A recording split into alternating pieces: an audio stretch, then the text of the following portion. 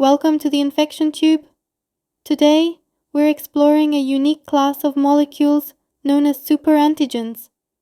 But first, do you know what superantigens are? Superantigens are virulence factors with the ability to trigger an exaggerated immune response. They are produced by certain bacteria, including Staphylococcus aureus, commonly known as S. aureus, and Streptococcus pyogenes. To understand how superantigens work, we must first understand how conventional antigens work. Conventional antigens are processed by antigen-presenting cells like dendritic cells, macrophages, and B cells. They are then presented on the surface of major histocompatibility complex, or MHC, molecules. T-cell receptors, or TCRs, on T cells recognize and respond to these antigenic peptides in a highly specific manner. On the other hand, superantigens bypass this normal processing and presentation mechanism. How, you might ask?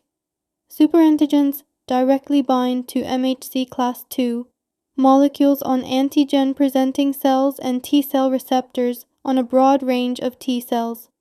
This leads to the non-specific activation of a large fraction of the T-cell population. Let's compare, shall we? Conventional antigens typically activate a much smaller specific subset of T cells, around 0.01% to 0.1% of the total T cell population, resulting in a controlled and specific immune response. This aims to eliminate the pathogen or infected cells with minimal collateral damage and includes the development of memory T cells for long-lasting immunity. On the other hand, superantigens can activate a large percentage of T cells, up to 20%, regardless of the T cell's antigen specificity. This leads to polyclonal T cell activation and the release of large amounts of cytokines, known as a cytokine storm.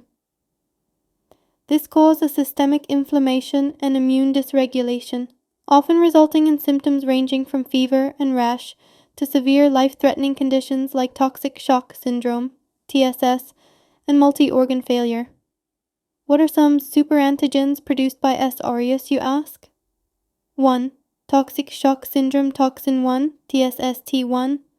2. Staphylococcal enterotoxins, SEs, SEC, and others, many of which can cause food poisoning and contribute to toxic shock syndrome. 3. Exfoliative toxins, which cause Staphylococcus scalded skin syndrome.